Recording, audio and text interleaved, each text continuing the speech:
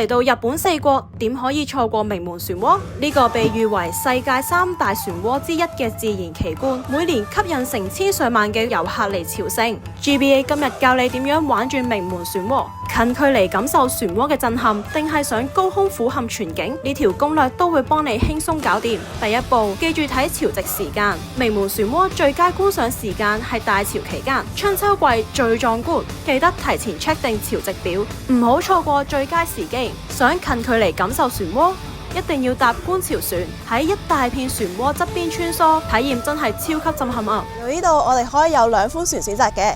第一款係大型觀潮船，我哋可以喺甲板上面由上而下去望個漩渦。